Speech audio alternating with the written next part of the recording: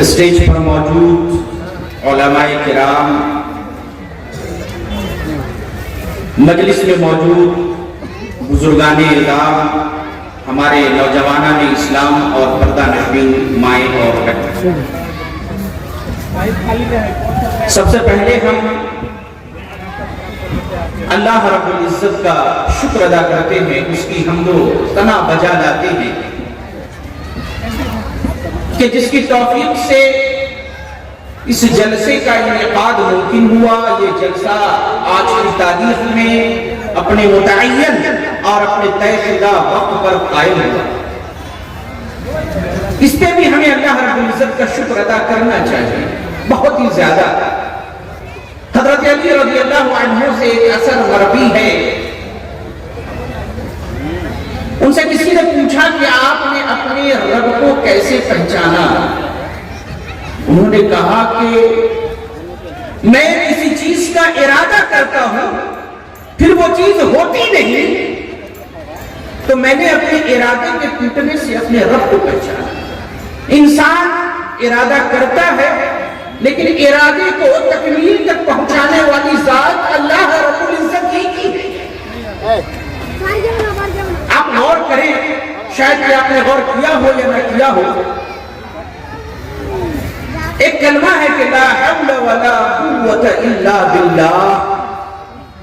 عموماً ہمارے معاشرے کے اندر میں یہ رواج ہے کہ جب کسی ناپسندیدہ یا کسی گندی چیز کو ہم دیکھتے ہیں تو کہتے ہیں کہ لا حول ولا قوت الا باللہ، لاہور پڑھو، یعنی کہ کسی غلط چیز کو دیکھ کر کے لاہور پڑھتے ہیں۔ میرے بھائی، یہ بڑی عظیم شان دعا ہے، اور آپ دیکھیے کہ جب مؤذن اذان دیتا ہے اللہ اکبر اللہ اکبر، اس کے بعد ایک کلمہ آگے پڑھتا ہے، کیا کہتا ہے؟ حی علی الصلاۃ حی علی الفلاح۔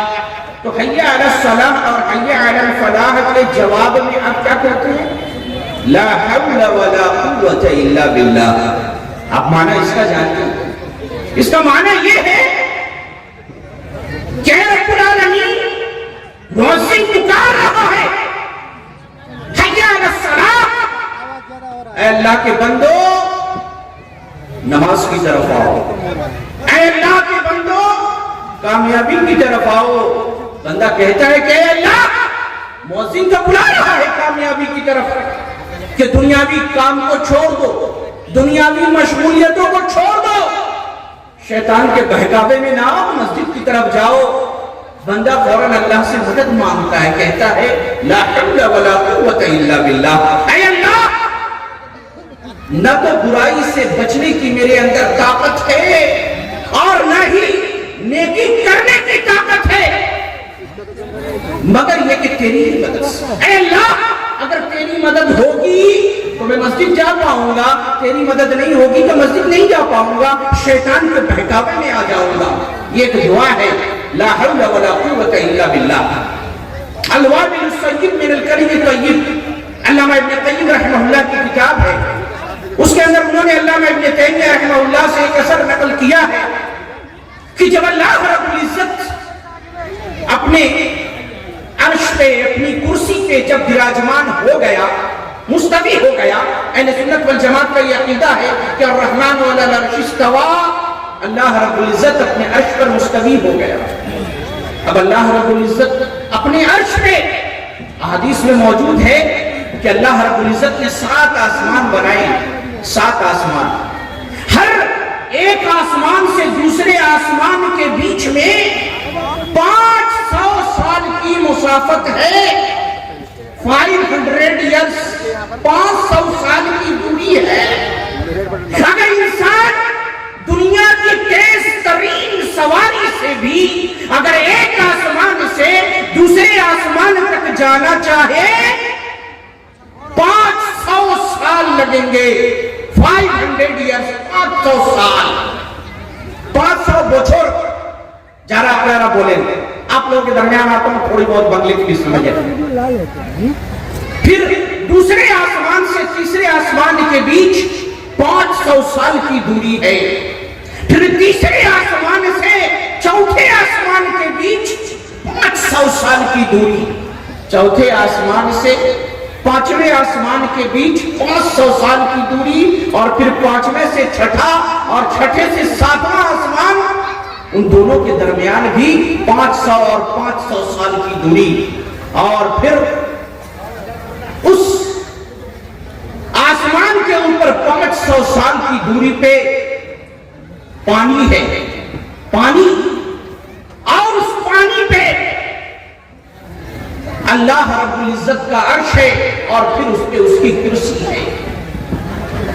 हदीस के अंदर मौजूद है, अल्लाह रब्बुल इज्जत अपनी कुर्सी पे जो मौजूद है, उसके सामने, यानी उस कुर्सी की जो इहाता है, उस कुर्सी की जो लंबाई चौड़ाई है, उसके सामने ये पानी, अर्श वगैरह की मिसाल ऐसी ही है कि जैसे किसी बहुत बड़े चटियल मैदान के अंदर अगर बहुत बड़ा सेहरा हो, रेगिस्तान हो, चटियल मैदान हो, उसके अंदर कोई आदमी एक लोहे की अंगूठी फेंक दे, वो उस चटियल मैदान में, इतने बड़े रेगिस्तान में उसकी क्या हैसियत है। और फिर अल्लाह रब्बुल इज्जत अपने अर्श पे, अपनी कुर्सी पे मौजूद है। अल्लाहु अकबर। अम्मा आयशा रज़ी अल्लाहु अन्हा कहती हैं, और भी कई रिवायतों में मौजूद है कि अल्लाह रब्बुल इज्जत अपने अर्श पर मौजूद है, और वहां मौजूद रहकर अगर स्याह रात में, काली रात में, अगर काले पत्थर पे अगर कोई काली चींटी भी चल रही हो, तो उसको अल्लाह रब्बुल इज्जत देख रहा है। वो अल्लाह, अल्लामा इब्न तैमिया रहमतुल्लाह अलैह कहते हैं कि जब अल्लाह रब्बुल इज्जत अपने अर्श पर मुस्तवी हो गया, और अहले सुन्नत का यह अकीदा है, इमाम मालिक रहमतुल्लाह अलैह से किसी ने पूछा, ए इमाम, अल्लाह रब्बुल इज्जत अपने अर्श पर मौजूद है, मुस्तवी है, कैसे मुस्तवी है?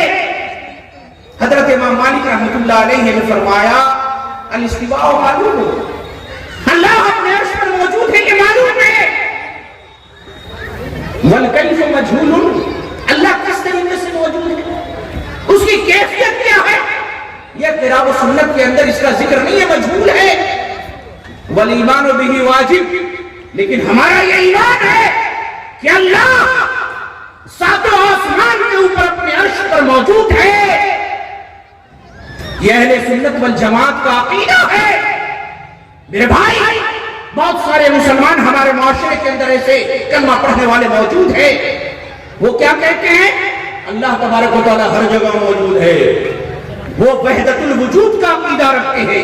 अल्लाह हमारे अंदर भी, नऊजुबिल्लाहि मिन ज़ालिक, आपके अंदर, पेड़ में, पहाड़ में, पत्थर में, कंकड़ में, इस माइक के अंदर, कुर्सी में, गिलास में, बोतल में, चूड़ी में, हर जगह मौजूद है। नऊजुबिल्लाहि मिन ज़ालिक कहते हैं कि कायनात की हर शय में अल्लाह मौजूद है। कुफ्रिया अकीदा है। कुरान कहता है कि अल्लाह अर्श में मौजूद है। एक लौंडी आई, दासी, जिसे हिंदी में कहते हैं, अल्लाह के रसूल सल्लल्लाहु अलैहि वसल्लम के पास, उसके बारे में उसके मालिक ने कहा कि मैं इसे आजाद करना चाहता हूं। अल्लाह के रसूल सल्लल्लाहु अलैहि वसल्लम ने पूछा, जानना चाहा, ये लौंडी मुसलमान है कि नहीं? क्या पूछना चाहा? मुसलमान है कि नहीं? तो मुसलमान है कि नहीं, ये पूछने के लिए आदमी अमूमन क्या करता है?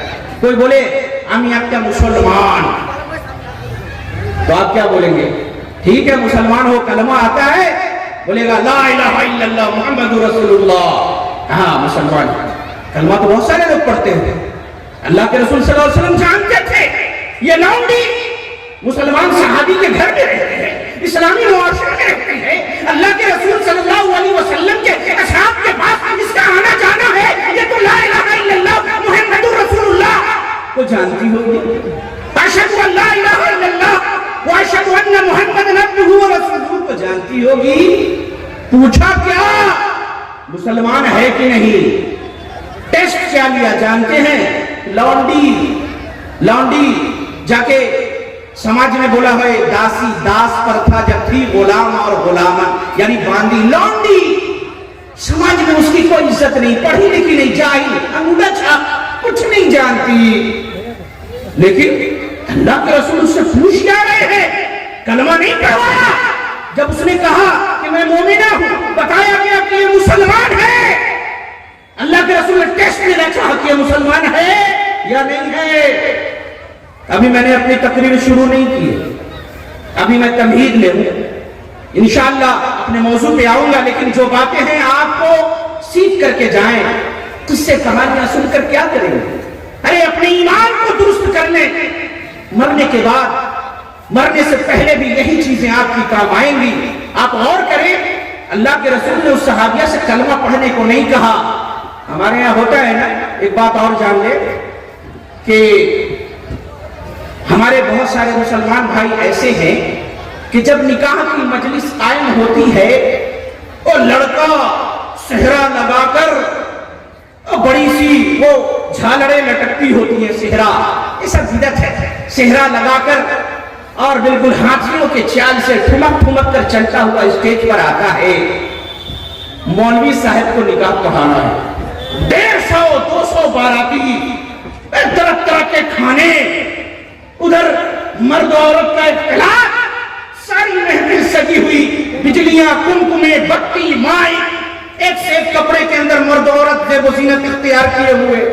बारात से बारात आ रही है, बारात आ रही है, पटाखा छूट रहा है, डांस हो रहा है, नाच गाना हो रहा है, लाइट चल रही है। ऐसे ही आजकल मुसलमानों की शादियां होती है, सिवाय उनके जिसको अल्लाह ने तौफीक दी हो अपने नबी के सुन्नत पर चलने की। क्या होता है?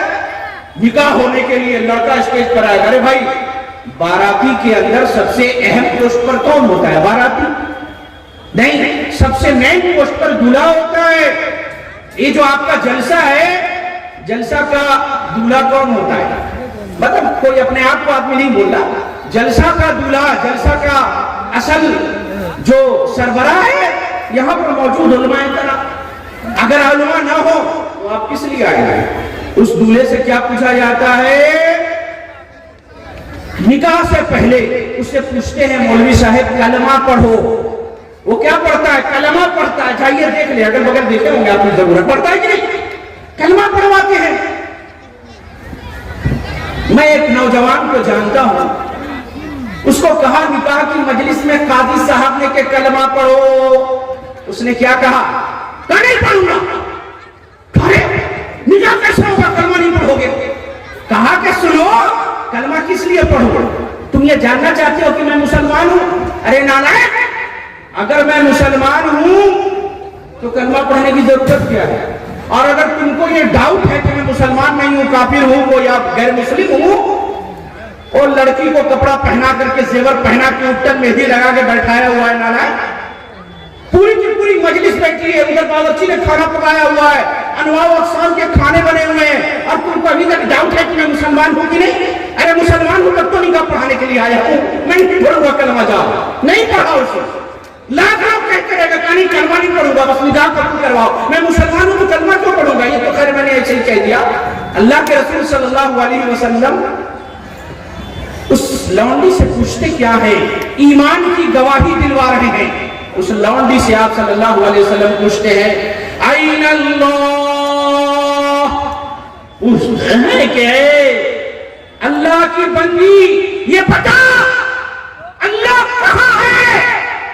वो लौंडी आसमान की तरफ अपने चेहरे को उठा के कहती है, फिस समा, अल्लाह आसमानों में, आसमानों के ऊपर मौजूद है। अल्लाहु अकबर।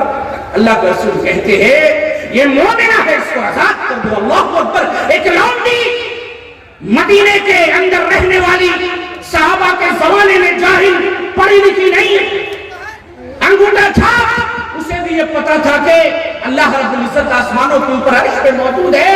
हम कहते हैं कि अल्लाह हर जगह मौजूद है। मैं कह रहा था, बात तवील हो रही है। अल्लामा इब्न तैमिया रहमतुल्लाहि अलैहि ने कहा कि जब अल्लाह रब्बुल इज्जत अपने अर्श पर मौजूद हुआ, मस्तवी हो गया, फरिश्तों को कहा उठाओ। फरिश्ते अल्लाह के अर्श को उठा नहीं सके। अल्लाह रब्बुल इज्जत से पूछा है, अल्लाह एक तो तेरा अर्श, तेरी कुर्सी, ऊपर से तेरी जात, हम बेचारे फकीर हकीर नादार फरिश्ते, हम कहां से तेरे अर्श को उठा पाएंगे? اللہ رب العزت نے کہا کہ کہو لا حول ولا قوت الا باللہ، لا حول ولا قوت الا باللہ کی برکت سے تم میرے عرش کو اٹھا لو گے۔ اللہ اکبر، بڑا بہترین کلمہ ہے۔ تو میرے بھائی، سب سے پہلے ہم اس اللہ کا شکر ادا کرتے ہیں کہ جس اللہ نے ہمیں یہاں پر آنے اور آپ لوگوں کو یہاں پر آ کر کے کتاب و سنت کی باتیں سننے اور جلسہ کے منتظمین کو اس جلسے کو منعقد کرنے کی توفیق عنایت کی، اور لاکھوں کروڑوں درود و سلام نازل ہوں ہمارے اور آپ کے آخری نبی حضرت محمد صلی اللہ علیہ وسلم پر۔ میرے بھائی، میں اپنی گفتگو کی ابتدا یہاں سے کرتا ہوں۔ عموماً لوگ کہتے ہیں کہ جو حالات حاضرہ ہے، جو ماحول ہے، کہتے ہیں جیتا چونچے مولانا صاحب، جو سماج ہے، جو پرابلم ہے اس کے بارے میں بولیے، گفتگو کیجئے۔ کہتے ہیں جیتا سماج میں اوپر چونچے اور اوپر باتھا کریں، چلیے سماج کے اوپر گفتگو کرتے ہیں۔ آج چاہے ہم مولوی ہوں، عالم، یا کوئی بڑا کاروباری یا بزنس مین، یا غریب رکشہ چلانے والا، سبزی بیچنے والا، کھیتی کرنے والا، سماج کا سمیتی کا ادھیکش، مکھیا، پردھان، امیر، غریب، ہر آدمی، ہر مسلمان پریشان ہے کہ نہیں؟ کسی سے بھی پوچھئے، انہیں ٹینشن بابا، انہیں کی بولی بابا، بہت ٹینشن ہے، بہت ٹینشن ہے۔ سب آدمی ٹینشن میں مبتلا۔ ٹینشن کیسا؟ مان لو کسی کی شادی ہو گئی، شادی کے بعد اس کے یہاں اولاد نہیں ہو رہی، بہت ٹینشن ہے۔ اس کے یہاں اولاد ہی نہیں ہو رہی، اولاد ہو گئی، نافرمان۔ باپ سے پوچھا گیا آپ کا لڑکا کیسے ہے؟ تمہارے چھیلے کے عمرہ میں بدماش، ٹھیک۔ اور اب مان لیجئے کہ کسی کا بزنس ہے، کاروبار ہے، وہ نہیں ہے، چوپٹ ہو گیا۔ اب جس کا عقیدہ خراب ہے وہ کیا کہے گا؟ مولوی کے پاس جائے گا، مولانا صاحب کسی کو کوئی جادو کر دیا ہے۔ مولانا صاحب بولیں گے ہاں بہت بڑا جنات تمہارے گھر میں آ گیا ہے، یہ بڑا بڑا تعویذ لکھ کے میں دیتا ہوں، کالا اور سادہ مرغے کا خون اور زعفران لگا کے اس کو لکھوں گا، اتنا ہزار خرچ آئے گا، اس کو اپنے دکان میں لٹکا دینا، تمہارے دکان میں برکت ہوگی، کسٹمر آئے۔ اولاد نہیں ہو رہی، نوکری نہیں، پڑھنے لکھنے کے باوجود نوجوان پریشان ہے۔